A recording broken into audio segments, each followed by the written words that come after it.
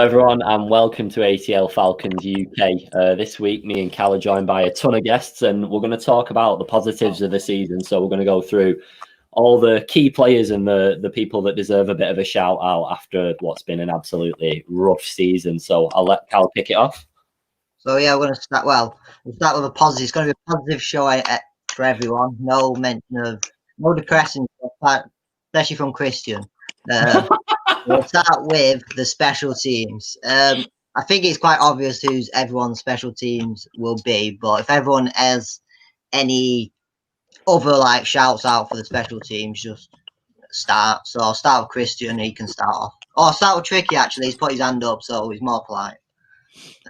Hoffrichter is my special teams player of the year. The way he held the ball after the snap for Koo to score all the points. Plus, he was a puncher as well. That's actually very clever. If he didn't hold that perfectly for Koo wouldn't have got all those points. So Sterling Hoffrichter is my special teams player of the year. Okay. Okay then. I like it. I like how we start. I mean, to be fair, he's the punter as well, so he's been busy boy this year. So yeah. Exactly, and he's played all 16 games. The long snapper Josh Harris, he should be in there as well. That's actually not a bad one. I mean, there are plenty of players that have done above what you would have anticipated him to do, and like Mark just said, then the special teams have definitely gone for it because we've not had the ball in possession as much as we would have wanted to. So that's probably contributed. So you can imagine what the rest of my picks are going to be like after that. That's why we've got you on. That's why we've got you on. I thought it was much. Right. So, I mean, I'll go for the open and obvious of Koo himself because that man's got us more points than we could have ever dreamed of. I know there was a one or two duff kicks all season, but in all, we've been pretty reliant on him just to keep us in games. So, I can't go for anything other than that. Cal? Well, it's obviously Koo for me as well. I think it's Koo for most of the people who actually did it on our post as well, but I think he's improved generally, as in he's scored every kick over 50 yards, which everyone said, he can't kick over 50 yards, but he did it everyone. And the only one I don't think anyone actually cares now because obviously they missed the one against the Chiefs at the end, but he got us our fourth pick, so I think everyone's kind of happy that. Yeah, don't like that anyway. Liam, are you on the same page, or have you got someone different? Yeah, I mean, I think it's got to be Koo for me. I'd like to have picked a punt returner or a kick returner because obviously I find that a little bit more exciting than just kicking ball. But the fact is we didn't really perform in that sense. I don't know what our longest return were for either of those, but I don't remember a significant one at any point of the season anywhere. I agree. So I certainly can't be picking that. So yeah, for me, it's got to be Koo, especially as there was a lot of doubters. I think if he was a big name and he was expected to deliver, we might not be saying this, but obviously people said a lot of negative things about him. They didn't believe he was the real deal, and it's proving everybody wrong, really. I agree. I mean, this one's going to be a short one because every single one of the votes that we got on this one was for Koo. So nobody else even thought as broad as you have, Tricky. Everyone was pretty narrow-minded about that. Josh Harris. That's their own fault, isn't it? They don't think outside the box, and that's been our Falcons' problem for years. Swift. Have you got anything to add to it, man? So no. I think. I mean, I say, to be honest with you, though, I do see, for once, where Tricky's coming from.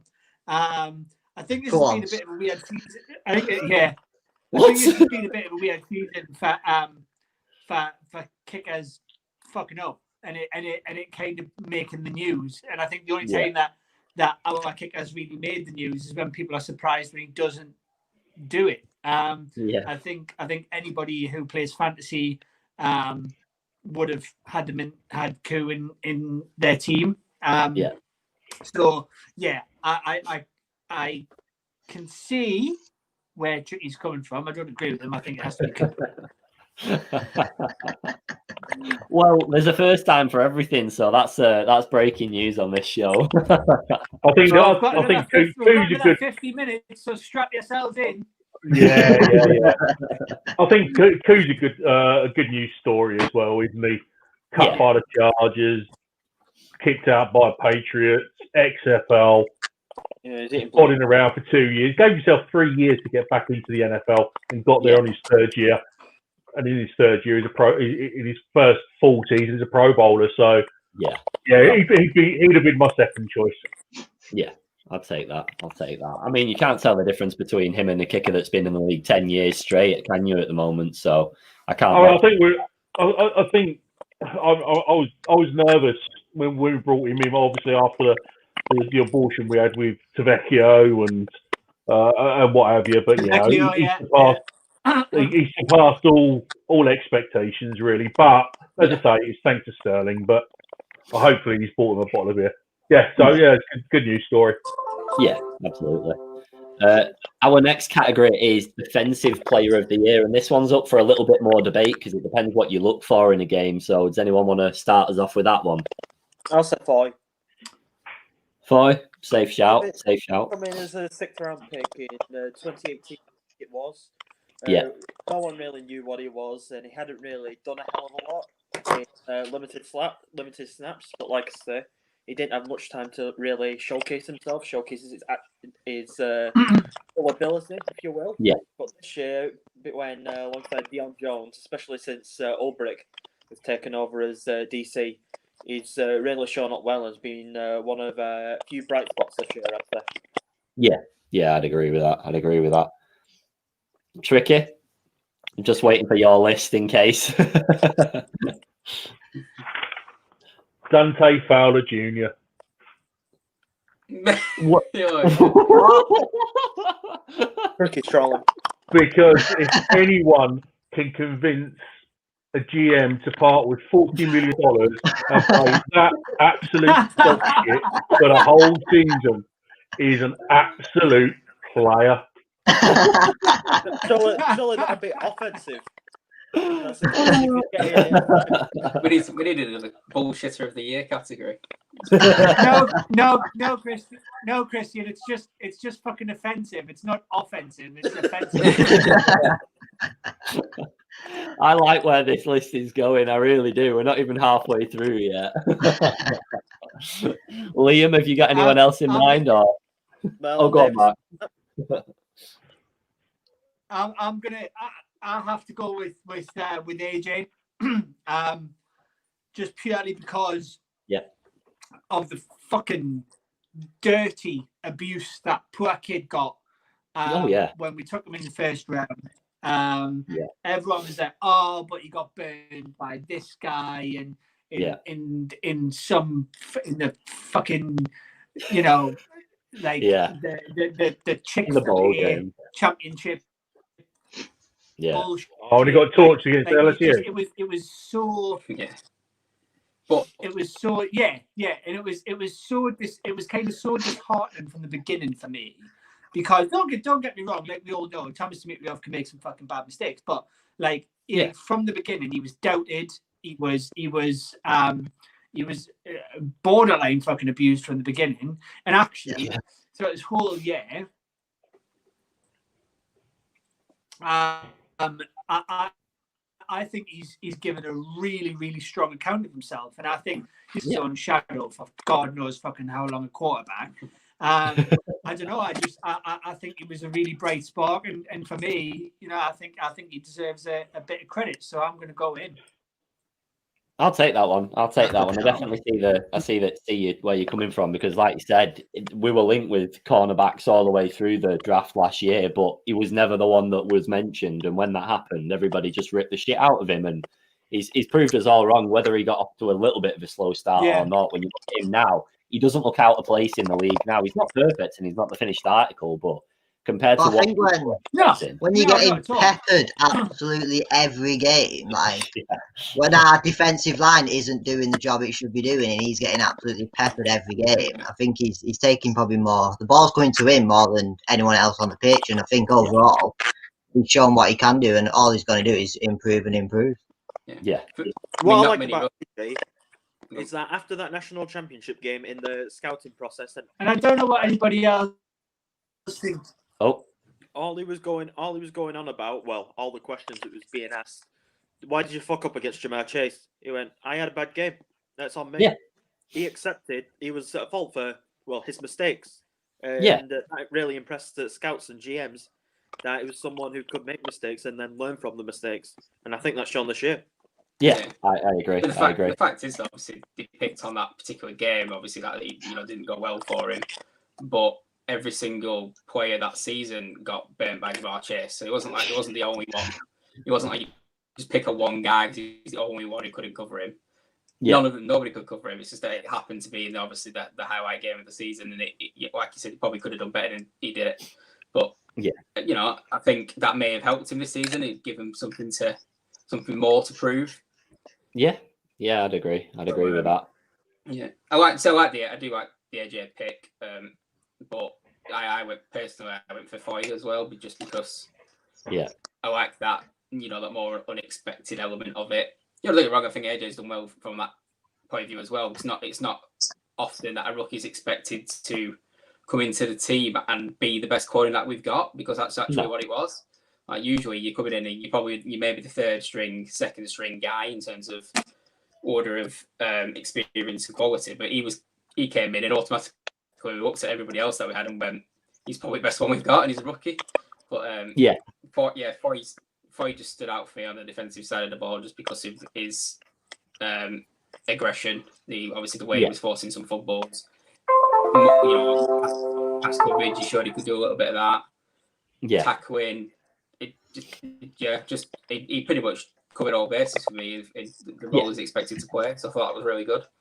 Yeah, I agree. I've got to ask, is Cal at a train station or a bus station or something? Why was that me? No, your background. All right, it's I always have it. Like, love it. The train now approaching platform 4. Right, Tricky, your shout for this one because they've been top level so far. For what? For a defensive. Oh, you already went. Did you? I just suppressed it from my mind. It was that bad. It wasn't. No, my pick was perfect. You win on a technicality. Thank you. Going to obviously the offensive player. I mean, the winner of that was Foy, just to confirm. But going to the offensive player, I think we know. Well, it was quite a clear winner from everyone. But has anyone else got any other shout outs? Gage. I actually quite like that one. We had a few for Gage. Gage came into the league as a gunner, a special teams player. Nobody thought he'd turn into a very good third receiver. Nobody thought that, but ever since he's come into the league, he's improved gradually each year. He's not going to transform into a Julio Jones. He's not going to do that, but to complement two very, very one superstar wideout and one star wideout, it's really good. He had like 750 yards receiving, 3 touchdowns this year. Yeah. And for a 6th round pick, that's really good value. Yeah, I think he would have definitely hit 1,000 yards if, say, Jones wasn't in any of the games. He would have hit 1,000 yards, and I think he would have done a decent enough job then, and he still would have got a few. I don't know how many touchdowns he ended up on, but overall, I think he had a very good season. I think we have one of the best wide receiving cores in the league for me. Yeah, I'd agree. As well, in terms of the quality that you'd expect from them as well, because none of them are big names other than Julio, and I know Calvin's getting there and he started to make a mark on the league, but nobody. Didn't he throw a touchdown as well? Yes, he did. And he should have had 2 because Julio dropped one about halfway through the season. Literally, it was on his own in so much space, and he just went and it went right through his hands. Yeah, He had 4 touchdowns this year. It's not bad, is it? It's not bad. 4 touchdowns on 1 throw. It's not bad. I'll take it. Especially considering, like you said, what we were expecting of him was much lower. Yeah, I'm gonna say mine. And the reason that I've chosen him is because I want people to try and argue with us. Not anybody on this call, because I don't think they would. Okay. But it's Matt Ryan. You bastard! That was my pick. All of this, and all of this quarterback, Justin Fields, fucking what's that prick called from the one who's got really bad attitude? I've forgotten his name. Zach Wilson. Who's the wrong? Zach What's his Wilson. name? Sam Darnold. Zach Wilson. That was the one. No, yeah, shut up, Tricky. All of this people that are kind of like who think waving a magic wand is going to get us a new quarterback, and then that's going to be it, and we're going to be fucking sorted. Then I want you motherfuckers to come out of the woodwork and come and argue with me, because you're all sniffing glue, right? It is enough now. You are talking shite. Some right wanker came at me saying we should accept a 4th and a 5th. We should absolutely be looking to build for the future. Christian and I discussed this at length the other day, right? We should absolutely be looking to build for the future, but spunking our 4th pick of the draft on a quarterback is retarded. And I will have this discussion with fucking anybody. Put some respect on our quarterback's name, who is out there playing with a fucking shit playbook, playing under shit coaches. And I say coaches because not only is he playing under Dirk, but he's playing under that moron Raheem as well. And that's and he still had what I think he was like 4th. Yeah. I don't know if you can see this. I don't know if you can see that, but I actually put on my bit of paper, Offensive Player of the Year, Matt Ryan. You two are today. This is 4,500 yards. Yeah. 4th in yards this year, 26 touchdowns with an absolute garbage fucking offensive play caller. Yeah. You know, all right, yeah, Calvin Ridley and Russell Gage did all right and what have you. But give my quarterback some fucking respect. Stop trying to palm him off for some dickhead all pick who will not do anything for a year anyway, but sits on his ass getting splinters while taking a good wedge. Take a bow, Tricky. Take a bow. I can't wait to put the post out with all your names in them later and see how many people come shooting for you. I think that's one of the good points where what Mark and Tricky are saying about Matt Ryan, and the whole team isn't. A lot of people think of a quarterback's going to come in and change the whole team, which one, it's definitely not, because we already have a quarterback doing the job. Yeah. But the team, a lot of people think the team's like trash completely. Like they think like the offense is awful. They think the defense is totally gone. But if we add players to what we have, we can be a very good team next year and a better coaching, which is that's what people are going off this 4th pick quarterback. I don't know if anyone saw it. I've got to see if I can find it. But I did a PFF mock draft yesterday in which I traded down the 4th pick to Philadelphia, got their first, our first. Got their first this year, their first next year, and their 2nd, 3rd, and 4th. And I still racked up Najee Harris and quite a few others in the draft. I've got to see if I can find it, but I was quite impressed with myself. Oh, here you go. I've got Patrick Surtain in 6th. Okay, that's a good shout. There's been a lot of shouts for him, to be fair. So I got Patrick Surtain, Jalen Phillips. I got Najee Harris. Just by trading down 2 places. Why do we need another? We don't need another quarterback. Anyone that says we need another quarterback, fuck off. Go and support New Orleans. I won't get your response on this. Some dick, like I said we should take the 4th round pick and the 5th round pick. That's that hack Bleacher Report writer wrote. Yeah. The one that looks like a used car salesman. Take a 4th round and a 5th round for Matt Ryan. Oh, that Bleacher Report bullshit. Yeah. This was a Jackass fan. Well, someone who claimed to be anyway. A 4th round pick and a 5th round. Christian, the only way I'd take a 4th and a 5th round pick for Matt Ryan is if it was all of them. Just every pick. all 32 picks in the 4th round, all 32 picks in the 5th round it's shenanigans. Yeah, we'll have your 4th round pick forever. You know, this is going to sound really offensive to you lot.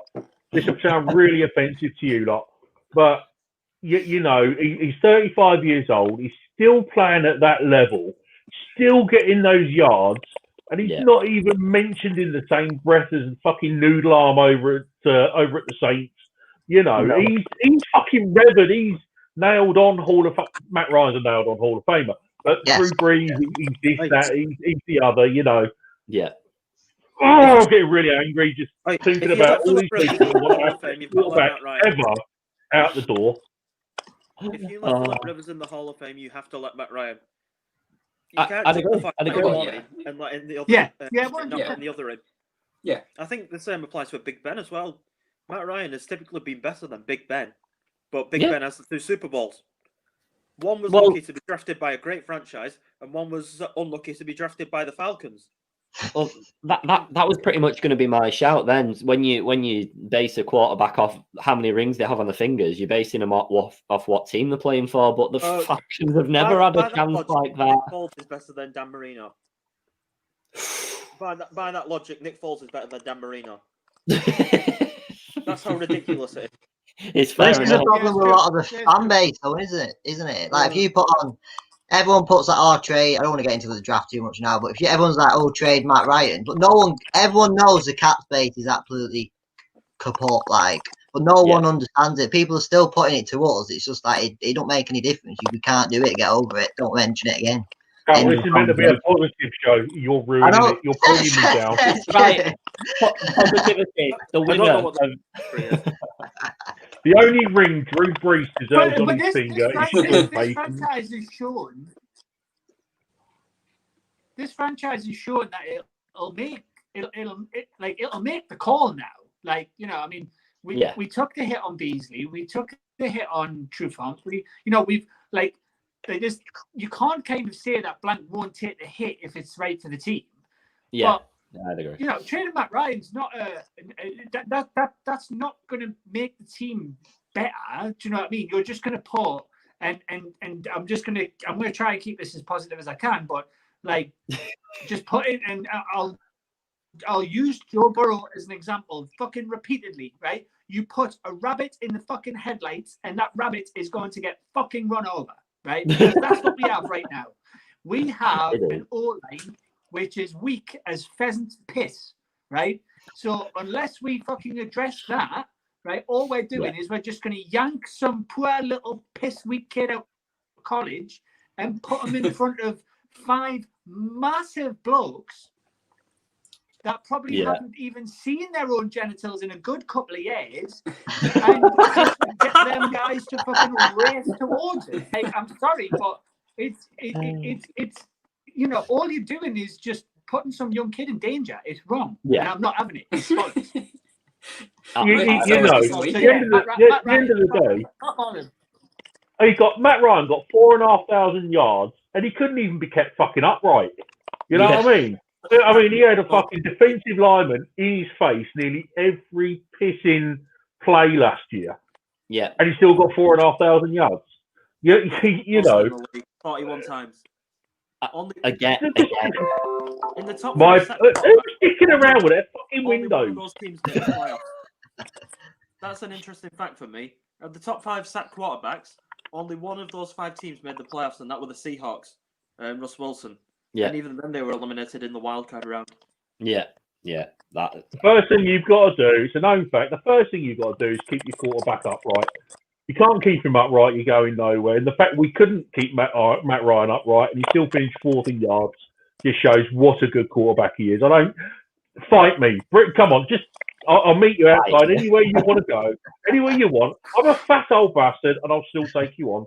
I mean, after all the he doesn't get. I'd probably He just sell doesn't get out of the pocket. He doesn't get out of the pocket. He needs to get rid of the ball. He's too slow. Fuck off.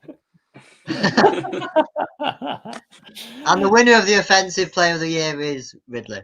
And we've not even spoken about him. Has anyone ever listened to it before?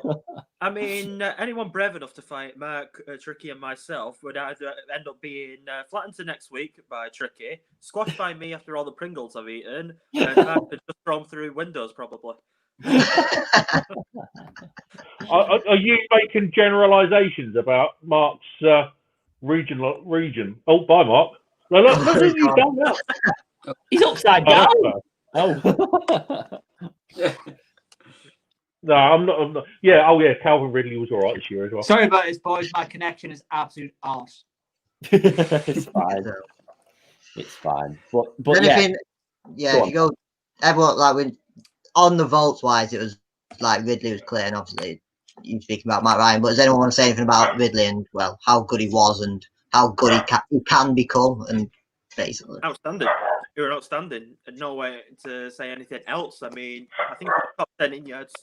He had like 10 touchdowns, something like that. He was really good. I mean, it made that step up to be that number 1 wideout everyone thought he could be when he was drafted. Dimitrov got a lot of stick for taking Ridley when we had some glaring needs across the board, like defensive end, linebacker, corner, and offensive line. He's certainly in that top. Top, whatever. I don't know what number you'd put him at overall in terms of wide receiver quality, but particularly for route running as a sub set of wide receivers, he's probably in the top 5 route runners in the league. Maybe I don't know where he would fit in that, but he's definitely up there with like Stephon Diggs, whatever you might say is the best. But he's up there, and he's not really a big name like Stephon Diggs is. So he's really I think he will be. I think in the next couple of years he's going to be getting the contract that Julio's got now.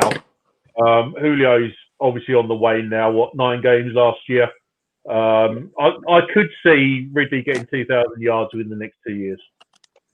I can see that. I mean, he's exciting to watch as well, and that's the difference. And I think that's probably why most people have voted for him, just based on the thrill that he gives you when you're watching him. And there's not every single position does that, so obviously it's probably a little bit biased towards him. Dimitrov gets a lot of stick, but he absolutely nailed that pick. Can I just say? Ridley won't get 2,000 yards if he's having Justin Fields throwing at him. He'll only get it if he's got Matt Ryan throwing to him. I mean, I'll give you that. Unless you go 4 years into the future, that's probably pretty accurate. You're not going to get that without someone that knows exactly what they're doing in the league and is going to take the time. Because, like you said earlier, people saying Matt doesn't get out of the pocket. Fields is going to go into the pocket more, and that's going to remove everyone else's ability to improve the yards and everything like that. So I can see that. Yeah, I think he's going to definitely have a huge career, brilliant ball. Oh yeah. I think we've got to keep a sort of a physical threat on the field to complement him. He's not the biggest of receivers. He's like 6'1" or whatever. He prefers the ball in hand and the shorter routes, and to beat receivers on the ground. But keep that big guy. Obviously, Julio is that guy, but whether he will remain that guy, another option to just launch the ball up to, and then keep Ridley doing what he's doing. What I don't want to see is obviously trying to turn him into something he isn't. Yeah, I can see another Roddy White, Julio Jones situation coming on next year, where Julio drops down to the second wide receiver position, with Calvin Ridley taking the main snaps. Yeah, I think it's brilliant to have that option. I don't think it's a bad thing though. I think Julio would benefit from that greatly. Oh yeah, definitely. Yeah, if he's not getting as many snaps, hopefully we can keep him a little bit healthier. And plus, unlike most wide receivers, Julio doesn't have an ego. He'll happily take a back seat if it means the team's going to benefit. God, yeah. Yeah, definitely. And Julio's he's still that big player receiver, isn't he? I mean, when we need him, we lob the ball up to him. 90% of the time, he's probably going to come down with it. So he's still going to play a major role in that sense. Just with Ridley maybe taking more receptions and yards as a whole. Yeah, definitely. I mean, like you said, Julio's still an insane player, and that's not going to change. We've just got to keep him healthy enough to give him enough snaps to make him contribute, to give him contributions. The problem was the lack of training camp, lack of OTA, lack of mini camp, and all that. That's what led to Julio's niggles with the hamstring. Yeah. It was just the lack of preparation. Definitely. What's the next section? Oh, go on. Cal, do you want to take the next section? What the fuck's the next section? Most improved. There's obviously a few that could have this. We'll start with Mark, as his connection might go, or is he still anytime. Honestly, that's what happens when you live in the middle of a field. Yeah. Most improved's a bit of an interesting one for me. I mean, I think on the outset, I would probably say McGarry. For me, I think it's been a slightly better show this year on the offensive line than it was last year. Yeah. It's by no means good, but I think he was kind of another one where we did what we did on the offensive line. We kind of blooded them in straight away because we felt like we needed to, because that was the holes that we had. I think I've seen a bit of improvement this year. It's still not where it needs to be. Like I say, I think it's definitely an area that we need to work. But I think it's nice to see those kids again, proving some people wrong, developing, which is what you want to see from kids on a rookie deal. So I think I'm going to go with McGarry for me. It wasn't a sexy pick either, was he? I mean, neither him or Lindstrom were sexy picks. No. Everyone wanted the big names, and all of a sudden you come out with Chris Lindstrom and trading up for Caleb McGarry. Yeah. And especially with his heart issues as well. Yeah. He's done all right. Yeah, there was also some character issues. Didn't he drive an axe to a jukebox or something? What? Yeah, I heard he drove an axe. But the jukebox, like the jukebox was playing Coldplay at the time, so you can't play that. That's fair Hey, enough. what's wrong with Coldplay? Can you actually put up with the whiny bullcrap? Every one of the songs is just whiny bullcrap. I might have fucking known that had come from you. I'd just like to be contrary to you, Mark. That's all it is. Okay, Coldplay, but I just wanted to see your reaction. I can see you dancing around the living room to Yellow. Don't you worry about that. Look at the stars. See how they shine for you. Liam, you said you had an interesting. This is not who I actually voted for in the on Twitter, because I didn't want to put it in public. But I did vote for Foy on the thingy, by the way, just to put that one in public. So that's what people think. But my most improved player is not going to be most improved player specifically from the past season. It's actually going to be most improved player within the season. Okay. And you're not going to probably believe I'm going to say this after the shit I've given him all year. I know where this is going. I'm sure Isaiah Oliver. Yes. I'm going to go with Oliver.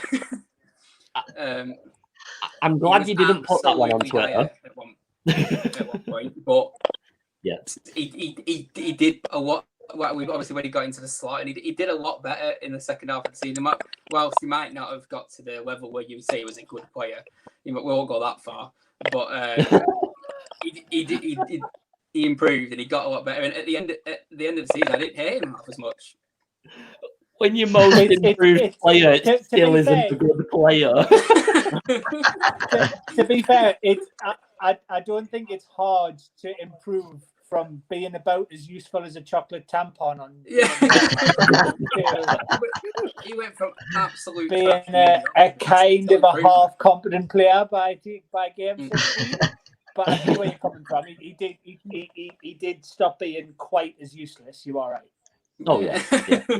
I see the logic, but I also see why you didn't post that on social media, because you could have actually been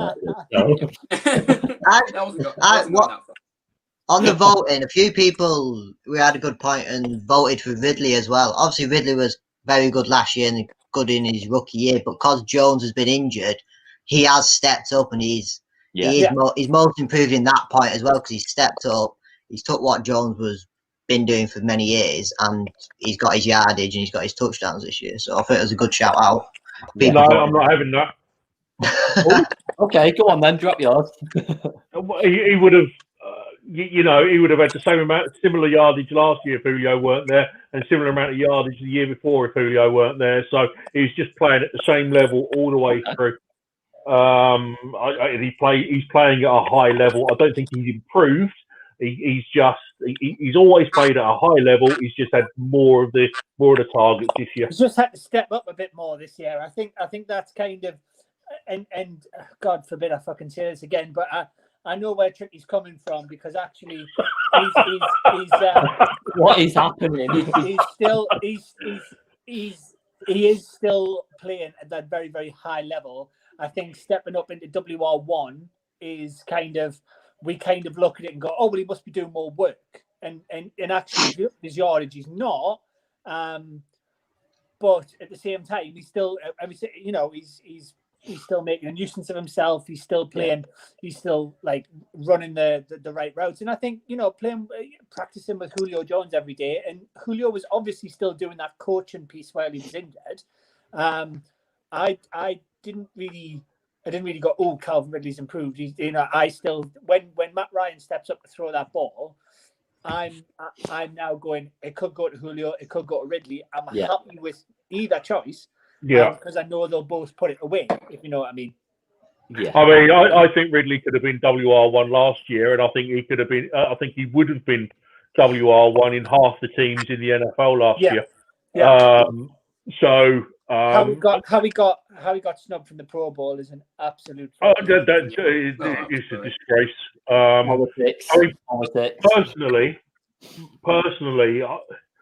the season we've had, it's a difficult one. We didn't really have many players that showed up and improved dramatically. I think we had maybe, like say, Caleb McGarry, he improved slightly. Chris Lindstrom improved slightly on the previous year. I think the only two that really improved massively on the previous year, both two that have been mentioned already, Russell Gage and Foy Lillicon. Yeah. Obviously, Foy being a sixth-round pick, not doing much the first 2 years, to almost being a Pro Bowler this year.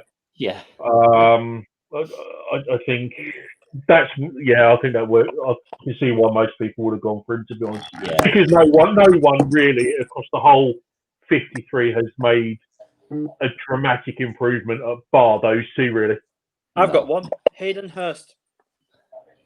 Not really. It's his first season. If he comes in and dramatically improves next year, then he'll be my most improved player next year. I suppose what Christian's trying to say there, Tricky, is compared to what he was doing the year before. I suppose my argument back to that would be he wasn't really being used as a tight end like we're using him in Baltimore. Yeah. He's a third base guy. Whereas I agree he probably has improved and being around a quarterback that probably wants to throw the ball rather than fucking Lamar Jackson that just wants to fucking play Pac-Man with the people in front of him. I think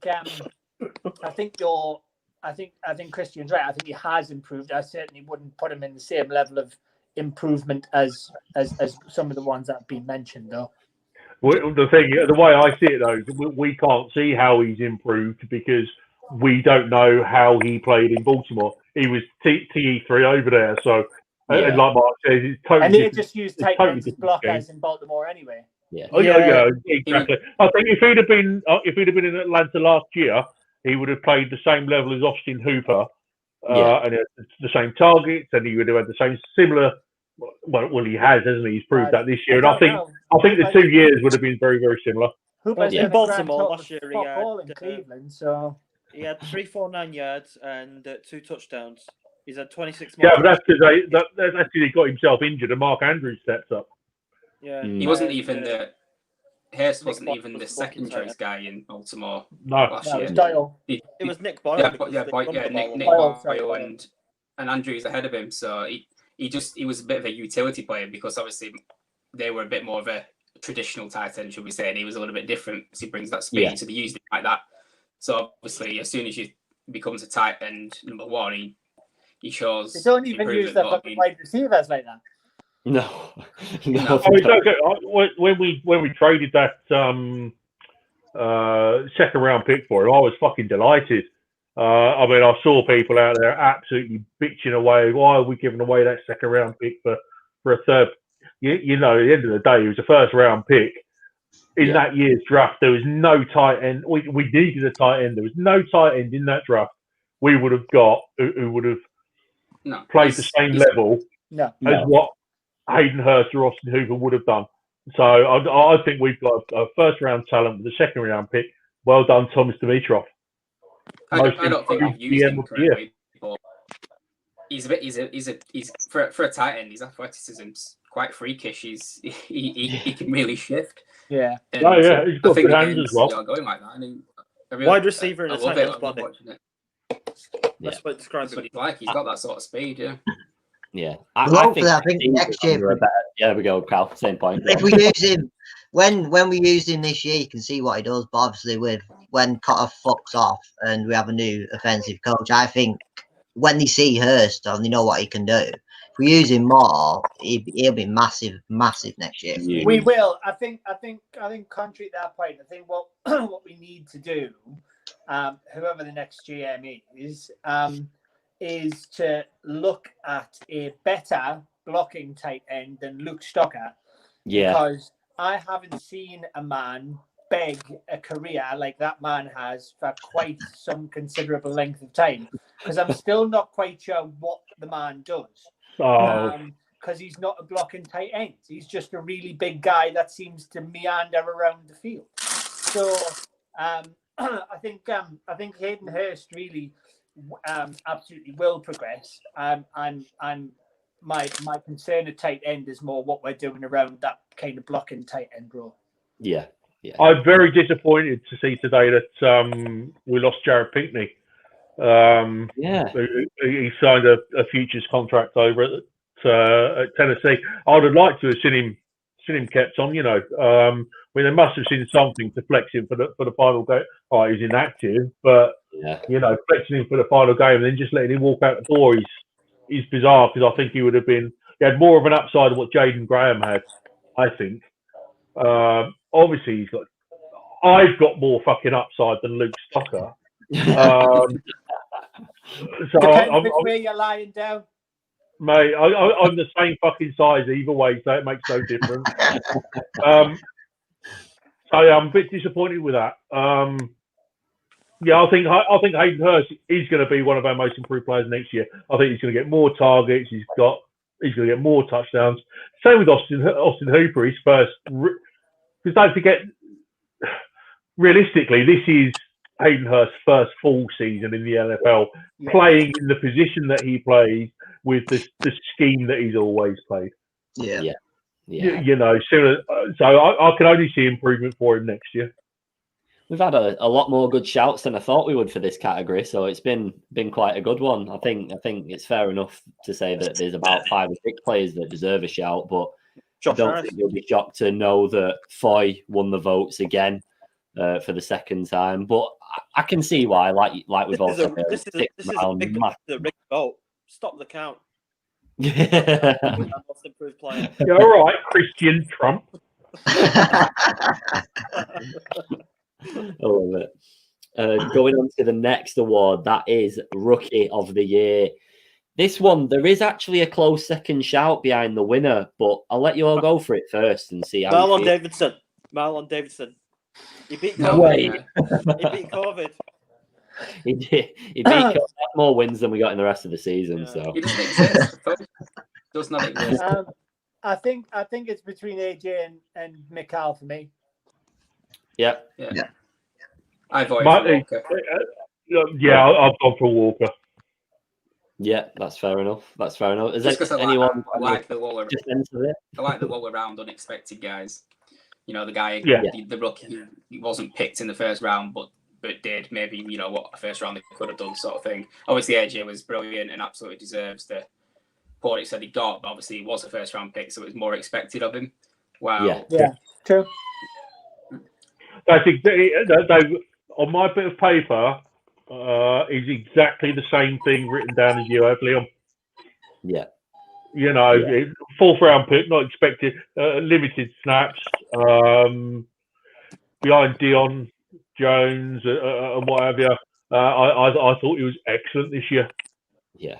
Yeah. Statistically, he ranks so highly as well in his position, and I'm pretty sure he's been top ranked for most of the stats that he's in, actually, hasn't he? For the amount of snaps that he's in, anyway. On the rookie linebackers, I think he was. I think at the end of the day, I mean, his first season, fourth round pick, and he exceeded what Devondre Campbell did in his 4 years at Falcons. I mean, Devondre Campbell's all right, but I think he's a big miss, personally.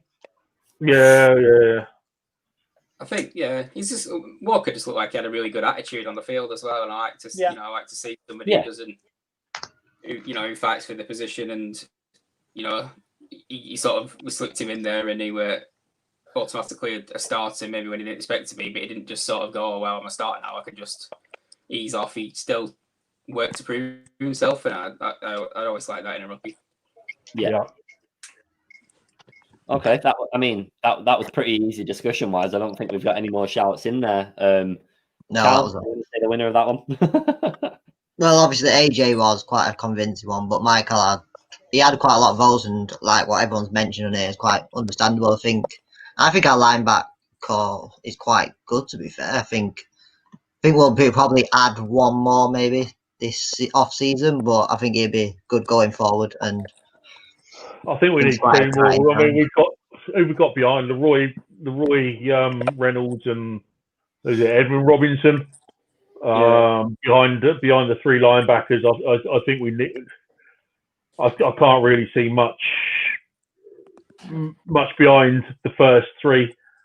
Can I also? Sorry, I want to go back to our most improved player. I forgot. This genuinely, it's not a piss take, but we didn't mention Tuioti Mariner, who I think, you know, he's not expected to do anything this year. Getting his first interception, his first sack. I'm really pleased for him, and he really has improved on previous years. Yeah. Is that you could put him on the special teams as well, couldn't you? Because he was on he did a few tackles on special teams, I'm sure, as well. So obviously, it's a very good point, and I think he'll be back next. Is he out of contract? But I'm guessing we'll just sign him to another year deal anyway. Yeah. Christian usually knows the ins and outs of it. I think he is. I think he'll be back next year. But I think he's another one who's got a little bit of an upside. Yeah, it's actually a good shout, and he's another one that's gone under the radar, really, because I know we appreciated him. Like on this show, we've mentioned him a few times, but when you're watching a game, he's not the person that you're looking for, because who is he? Like, what does he mean to us, really? So, yeah, I like that one. He's another rotational piece, isn't he? Like Bleedy Ray Wilson and what have you. They're just there to make up the numbers, basically. And I think for what he's done, he's done really, really well. Yeah, I'd agree. Yeah, I agree. Yeah. I'd agree. Going to our last award, which is the MVP of the season, which was a quite close between what about two coaches? players. Yeah. We didn't. Not everyone did it, but I'm pretty sure we don't have many. Ricky Morris. Coach Julio. About the groundsman, does that count? Groundsman? I think it should be all right. They did all right job all year. I went for Hayden Hurst. Sorry, I didn't catch that one. He's an exclusive rights free agent, meaning he'll be back. What did Tricky say? Yeah, everyone's looking at me as if I've just done a massive shit on the sofa. I did. Going I said I went for Hayden Hurst, the I linebacker. thought you said I was having a turn. Oh, and I was the like, Hayden Hurst, the British coach who coaches on the offensive line, coaches. That's who I went for, purely just to be fucking different.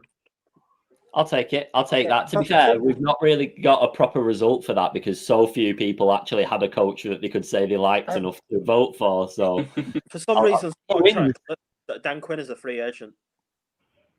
he's got Dallas, isn't he? Oh, no, He's gone to Dallas. Dallas, yeah. Cowboys, isn't it? Yeah. Most Suicide hated Mariner team. is an exclusive rights free agent, so he's pretty much guaranteed to be back. Who's that, Mariner? Yeah. That's good. We'll take that. We'll take that. I'm just gonna fly right in and say I think MVP for me is still Matt Ryan. Okay. I think after the stuff in the off, like the political stuff in the off season, I think he showed what a leader and how important he is to the city. Yeah. I think he got involved. I think he was quite vocal about his support. Because let's not forget that Atlanta is an entirely well, not entirely, but it has quite a strong Black community, and I think he did more to become a leader not only of the team but of the city than other quarterbacks did maybe elsewhere. And I think that in a city with a big Black community, I think that's really, really brave as a white guy. It is. And that's the kind of shit which really kind of it shows he's different. It shows he cares. It shows he's not here for a paycheck. He's gone in, played the shit playbook all season, spent half of the games on his arse or getting hit by really big fucking blokes, still throwing thousands and thousands of yards. And for me, the guy is an inspiration. And I think, I know I make a lot of jokes about it, but I think anybody who isn't seeing this guy as such a big advocate for not only the team but for the city should be fucking ashamed of themselves. And that's the best way I can describe it. That is an unbelievably compelling argument, and it's going to be so hard for anyone to follow that up right now. Cheers, Jeremy Northerner. Massively pissed on my chips. Got the serious stuff out the way. Now you can say it was fucking Jeremy Earthworm from fucking Ohio State who came in and fucking scrubbed the toilets or something like that.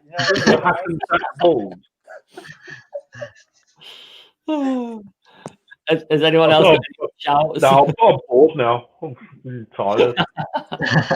Is Liam got anything? I think that statement I've managed to fucking take Tricky's batteries out. Look at that. No, in fairness, I've got to agree with Mark. Matt Ryan again was my choice for the MVP, purely to be contrary to everyone else. He wanted him out the fucking door. Yeah. But like Mark said, the fact that he put his head above the parapet for the social injustices that were going on in the summer, and was prepared to put his fucking money where his mouth is. Yeah. Just shows the nature of the man. When on the other side of the fucking NFC South, you could have been sticking your hand up fucking Donald Trump's ass like Drew Brees did, and making himself look like a massive, massive penis that he really is. No, Matt Ryan's a fucking hell of a man. I love him to death. He could be my QB1 for as long as he wants. He's had exceptional yardage this year for a player. He spent, like Mark said, more time on his ass than Dillian White, and he's just a great man. I love him dearly. My second choice was Julio. He may have only played half a dozen games or so, but again, it's the measure of the man. And you've got to, again, you've got to hand it to Dimitrov. He looks at the character of these players that he drafts, and the way that when he's not there, when he's not on the field, he's out there and he's mentoring the player that's going to replace him. And again, that just shows the measure of the man and the measure of the men that Dimitrov has brought in. I'm really sorry to just jump in because I want to give Liam and Christian a chance to have their say as well. But I just want to say as well is you see the likes of Matt Ryan and the likes of Julio and kind of what they do, kind of extracurricular. They do the extra coaching with young guys, and you kind of see it. They're always like, if they're injured, they're always there. They're on the sidelines. They're always like encouraging, etc., etc. And then you see the likes of like Dwayne Haskins. All these other dickheads who, I mean, I use like Haskins because he's a quarterback thing, but like Pat McKinley and all these wankers, right? Yeah. Like Matt and Julio are different gravy. Yeah. And the fact that we've got some of this fan base, and I swear to fucking God, anybody who's watching this, you can have my Twitter handle, but you can have my fucking phone number. I do not give a fuck, right? You put some respect to these boys' names because they represent our franchise better than anyone. So, and not only that is their mentoring of someone like Calvin Ridley, like Roddy White to Julio Jones to Calvin Ridley, and it's only going to turn them into better men rather than just the players. They're going to be better men as well. Yeah, I'd agree. Yeah, right. I know it's a little bit different to them lot, but I think you can probably throw Alex Mack in the argument with the leaders. Absolutely. Absolutely. Grady Jarrett too. Yeah, another one. Yeah, possibly Dion Jones. He's a little bit younger than him, but he's got the same mentality, hasn't he? For anyone who wants Mack's number, his number is 0800 00 1066. That is the most English joke ever. 0898 fill my melons. 0800 00 1066. Liam, have you got a shout for the player? This was my pick. Was from performance perspective, I go with Ridley, but my actual pick is also Julio for a combination of the reasons that Tricky and Mark said. Because he performed well when he was on the field and healthy, but then the man goes off the field and turns his coach Julio and commits to helping other guys and to helping the team and improving. When the guy's absolutely loaded, he's had his career. He could basically just go and do what he wanted at this point, and it wouldn't matter. Oh, yeah. But the first thing that's on his mind is how he can help the team in a different way than being on the field. And I know I've watched a few, videos of Julio in the past where other people have spoken about him and players have spoken about him, and they always said that he was never a trash talker, but he would literally, he would maul past you on a play and completely dominate you in the air with this sheer aggression. And then as soon as the play is called, he's the nicest guy in the field again. And it was like, how is this beast the same person? Because they would want to hate him, but you could never rile him up, and you could never get him to do something that he didn't want to do. It's just ultimate composure and professionalism. Yeah. And now I just love seeing him take that off the field and helping other guys, and giving that passing his wisdom on, because if you're going to learn from somebody in that league at the moment, you'd want to learn from who we are. Like I think we have to be in a position to understand that over the coming years, that kind of mentoring and stuff is going to be so much more important, because I think we are getting to the stage in Julio's career where we might have to game manage him a little bit. Yeah. And we need, and at that point, that's why we need to look to the long term and make sure that we're building that O-line for Matt to be able to throw it to people who aren't Julio, because I think as Falcon fans, we almost are in that false sense of security of, well, Matt can probably make the throw to Julio. So, worst case scenario, we'll be all right.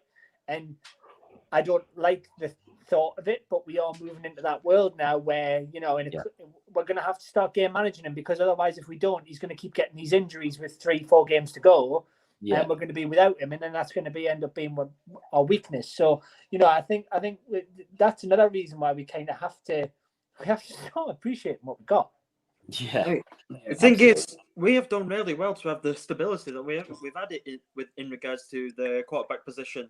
Matt Ryan's toughness can't be underestimated. I mean, look at all the punishment he's taken all from the years. He's missed 3 games, and he's been in the league since 2008. I think Jacksonville have had about 45 quarterbacks in the past 3 years, haven't they? And look at, and a lot of fans, and even some in our group chat, like I don't know, Stokes, Let's Go, Scott, and Rubber, they think we should draft a quarterback. It's not as simple as just drafting a quarterback. Yeah, it's called Rubber because of Rubber Johnny. So there you go. Don't get me started, because I'm not going to offend anyone live on air, Christian. No, that was one of the reasons I had to step away from it, because I could find myself getting more and more offensive. So I just thought I'm not really one for doing time in prison, and I don't want to be passed around like fucking.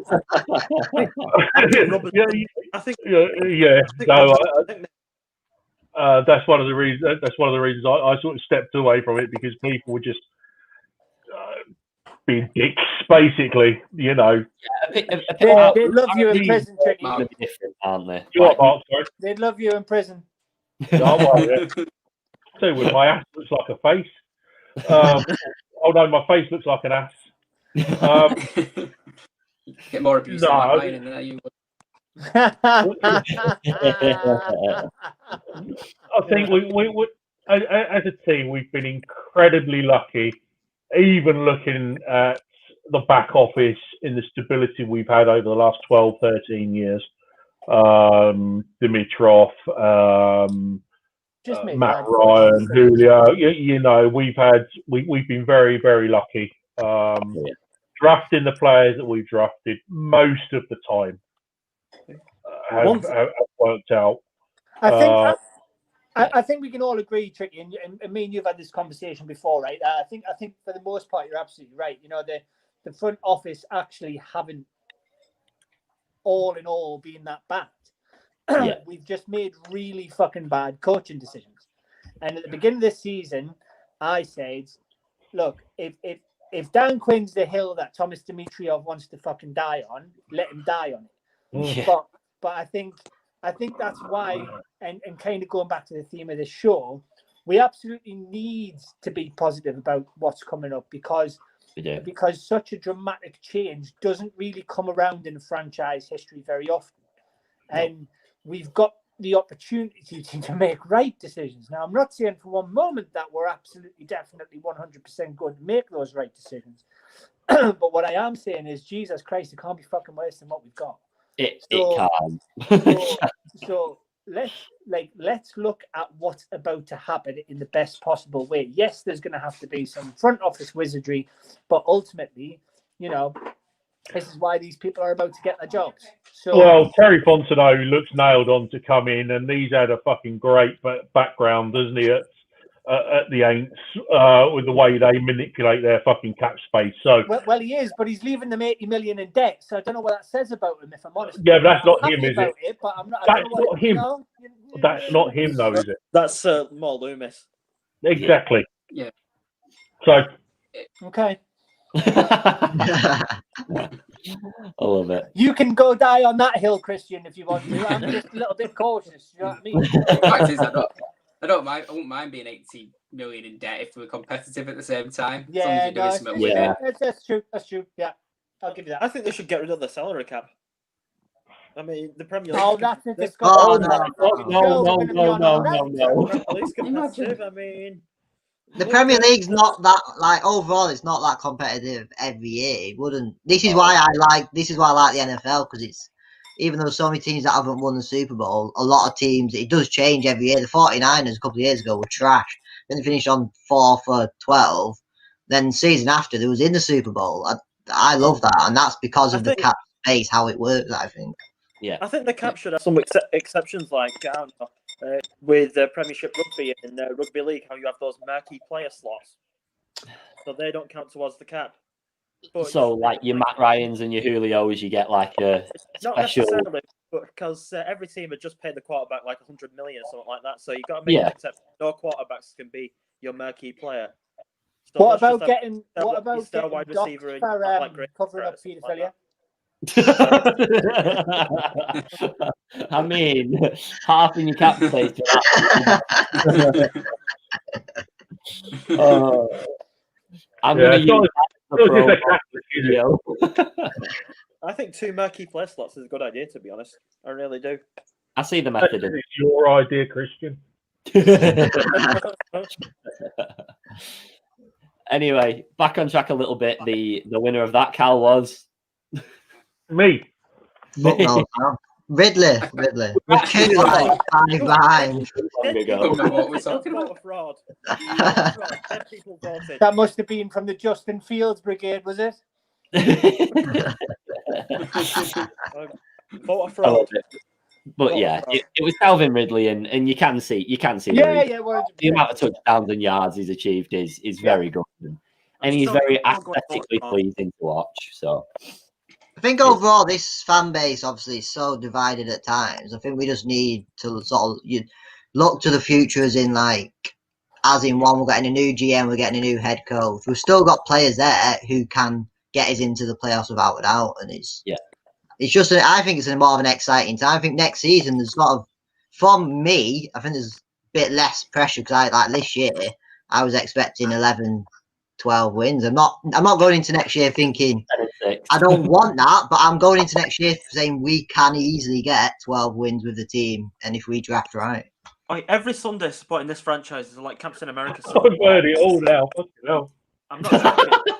It's literally like Captain America Civil War. It is. We'll be lucky to make fucking 7 wins next year.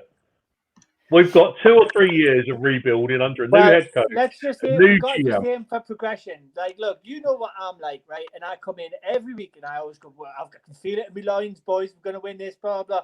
Look, I'm a disgusting optimist, right? And that is I completely agree. we could. Teams do it, and there's no reason we can't. Dolphins. But ultimately, the Dolphins are a great example. They went 10-6 this year. Now, there's not many 10-6 teams miss the playoffs. Yeah. But at the same time, can we all just remember, Dolphins, their schedule this season's been questionably not easy, but not difficult. And they're also in a division with the Patriots with Cam Newton at the helm.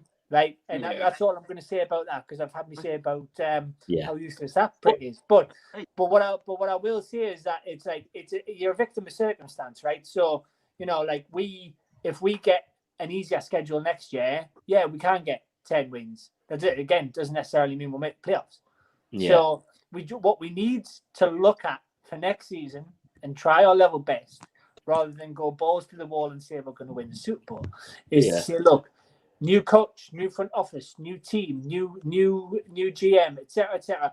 Let's just win more than we did this year, and let's progress. Yeah, let's just go 500 next year, and then the year after that, improve slightly over the next 2 or 3 years because it's exciting. I'm excited for the next 2 or 3 years. I think he's enjoying it more. Enjoy the season instead of. But compared to this year, so I didn't enjoy it. I think it's the mentality in the league, the team. Every team blowing lead. Every team goes through this. The Patriots dynasty is over. Those fucking pricks have had it fucking amazing for fucking 15, 16 years. They're just fucking miserable like the fucking rest of us now. Yeah, it happens. It goes in cycles. You'll never be a great team for ages and ages. That's not how the NFL works. Yeah. So don't get me wrong. I'm going to be on this podcast windmilling my shaft all over the place if we make the playoffs next year. Of course I am.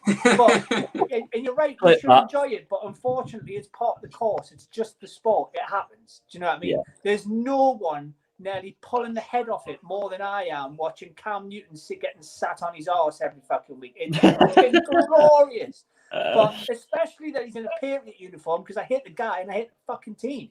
But it's there's plenty of people who hate us, and there'll be plenty of people laughing their cock off at us, and it's just the way of it. And we've got to, we've just got to go right. We've got a chance to move forward now. Let's move forward. Yeah, I don't think we are as hated as what you think we are. I think we're more fucking pitted. Everyone just looks at the Falcons and just thinks, what a fucking dump fire they are. Every fucking year, they look like they're going to do something marvellous and then just go and crash into a fucking wall every single year. Yeah. But here's a question, because obviously me and Danny wasn't fans. So the season before, obviously the Super Bowl season, what was you expecting, or did it come out of the blue? Well, we were just coming off the back of the season before last. That was fucking Mike Smith. The season before last, we managed to make the playoffs, didn't we? And we got done by the Rams. No, I got knocked out by the Eagles in 2017. No, before the Super Bowl. Before the Super Bowl. 2015 season. Mike Smith's last. Was Mike Smith? No, I thought Dan Quinn had one season. He finished 8. Yeah, Mike Smith. Yeah, that's right. Yeah. Sorry. The Super Bowl season, which was 16, right? And then 17, we went out in the playoffs against the Rams. No, the Eagles. We lost Lincoln Financial. Oh, was it Eagles? Oh no, yeah, we beat the Rams, didn't we? We beat the Rams in the wild card round. Yeah.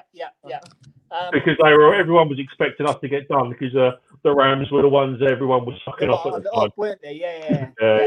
Sean McVay's first season, and everyone was sucking the cock of the LA Rams. Just to answer your question, the year before we'd been at the Super Bowl, so we were like, well, fucking, let's try and get back. And I think that was kind of the beginning of the twist, really. It kind of went Super Bowl, playoffs, fuck all. I think Carl was quite. We had a season of Mike Smith, which was dire. It was fucking awful. And then the optimism of Dan Quinn coming on, but everyone bitching about Kyle Shanahan coming in as the offensive coordinator because he'd done fuck all everywhere else he'd been. And then obviously we had a pretty good season that first season under Dan Quinn. No one was expecting to go to the big show the second season, and to get there, and the season we had was just incredible. I wasn't even there for that. Do you know what I mean? Like I came in the season after, so Tricky's probably the only one who can tell us how that felt. It was amazing. As I say, we had a year of Mike Smith. If you go back and look at Hard Knocks in 2014, we featured on that. You had Sean Weatherspoon spooning around on his fucking one leg. You had Tyler Starr, the 7th round pick. It was just like a really awful player. I don't think he ever played a snap in the NFL. So we had a season of Mike Smith. It was awful.